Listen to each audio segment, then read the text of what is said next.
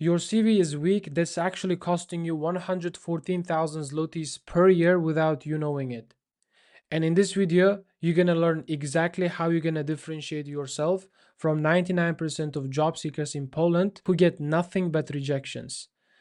Why I'm actually bringing 114,000 zlotys? When I actually did the research, as of 2025, late 2025, the average gross monthly salary in Poland in corporate companies is around 9,000 to 9,500 zlotys, which is around 105 to 114,000 zlotys monthly.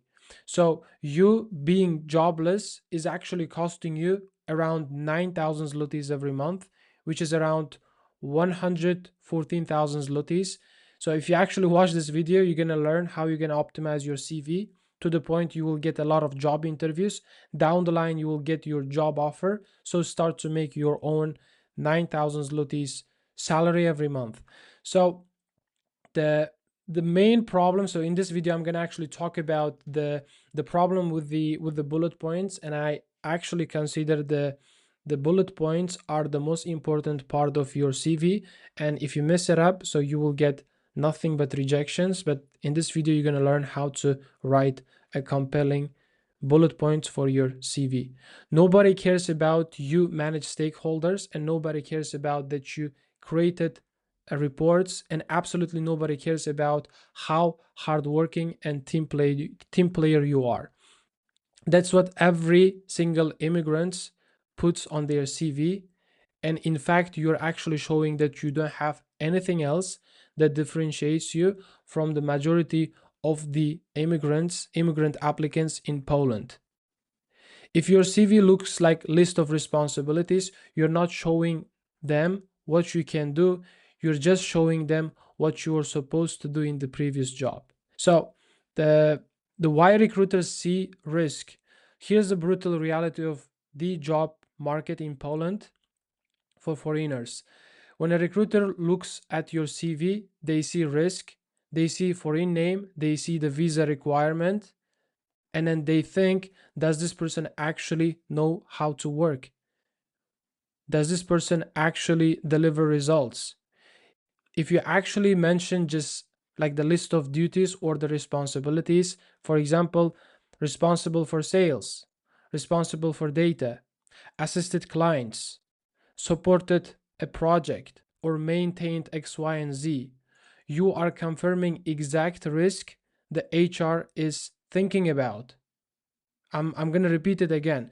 If you're actually writing or like the listing out these responsibilities, quote unquote, you are confirming that exact risk the hiring managers think about, because there is nothing that proves you can do the work on your CV, that you can actually deliver results. So how are you going to actually shift from responsibilities to proof?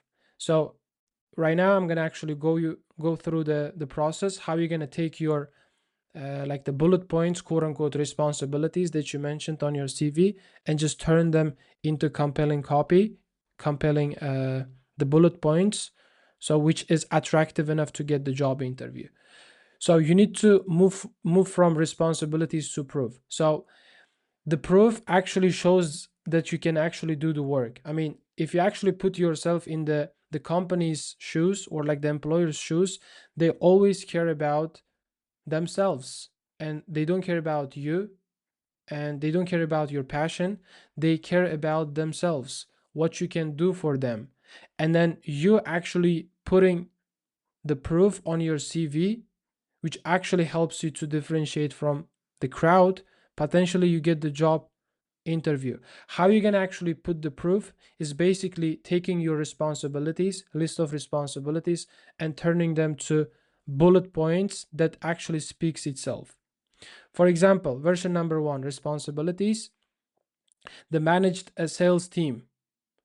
But how you can actually turn it to the proof bullet point is, I led a team of 5 to generate 5k revenue in Q3. Even you can say, if you're in marketing space, you can say through social media or through email marketing or ads, whatever it might be, whatever vehicle or the way you actually generated the money. As you can see, managed sales team is like completely abstract and it's like vague. But if you put the number or like the quantifiable achievements or the the numbers that actually speaks itself, that's how you can actually prove it. Can you see the difference between responsibilities and proof?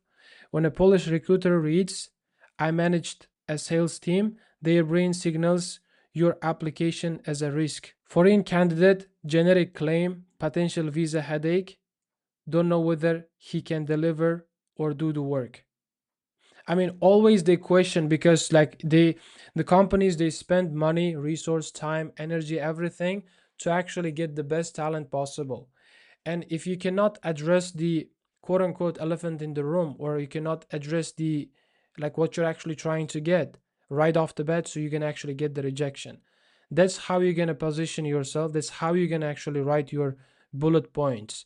But when they see a lead of team, like I led the team of 5 to generate 50K revenue in Q3, something shifts. You become an asset, you can deliver result, and you are worth to get hired. And that's how they perceive your application and your positioning.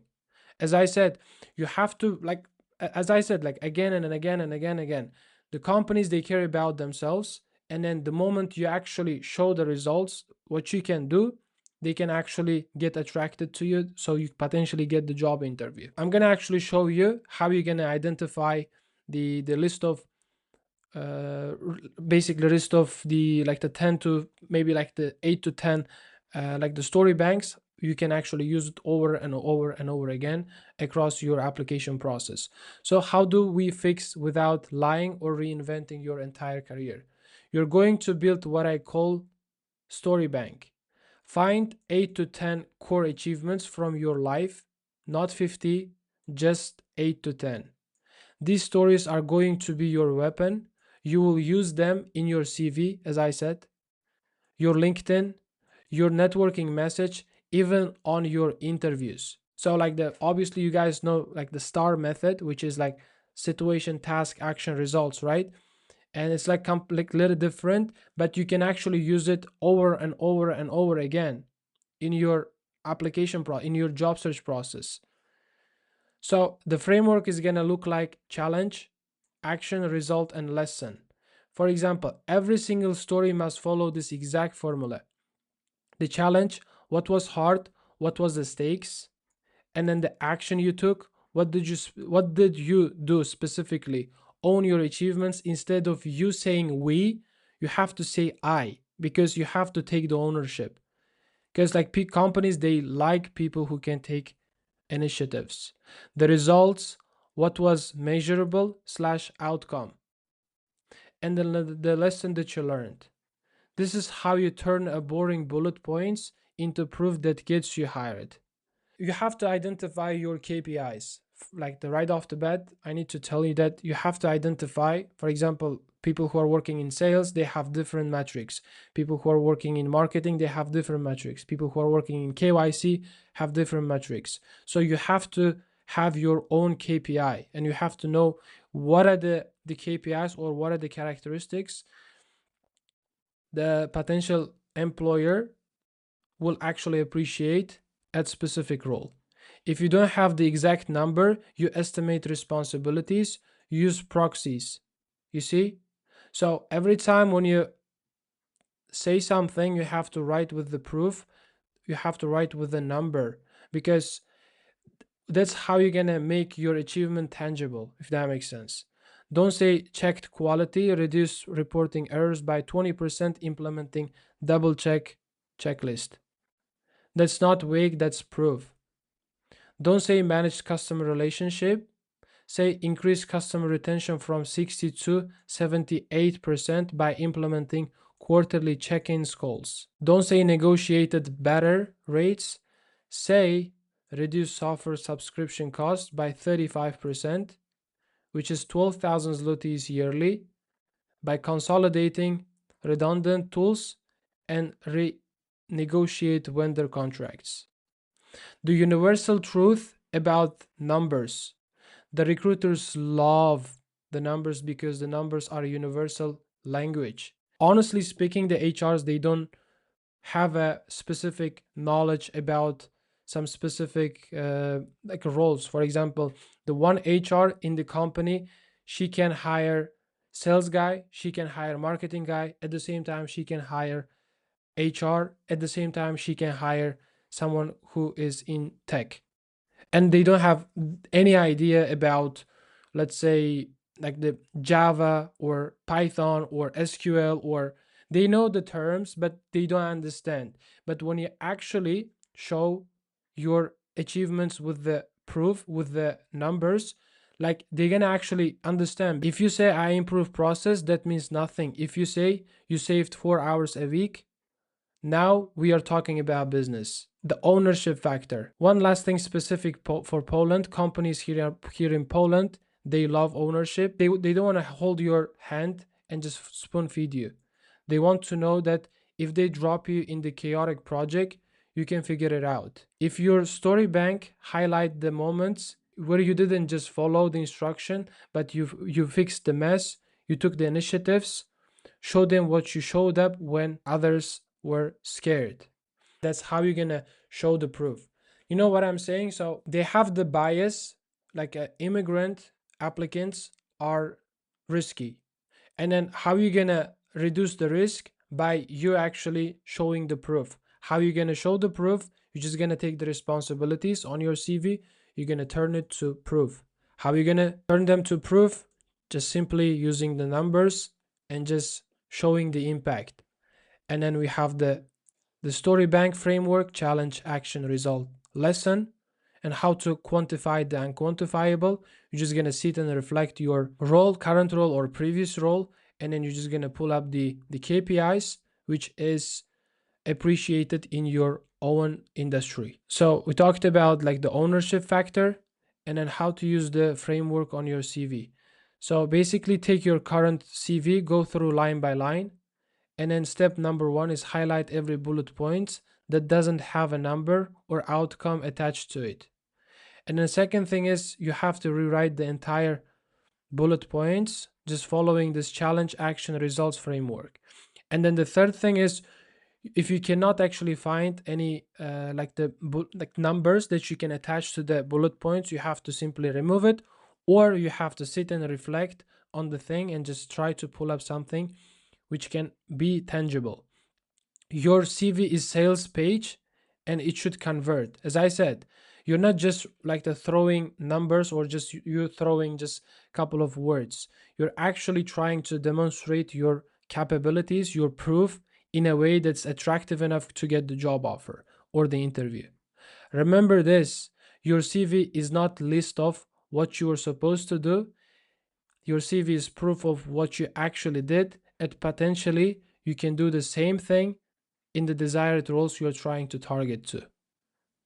So to recap this again, as I said, every time if you had to take one thing from this video, is gonna be just use the challenge, action, result framework and remove the weak numbers or remove the weak terminologies from your CV and just put a tangible results or like the impact with the numbers.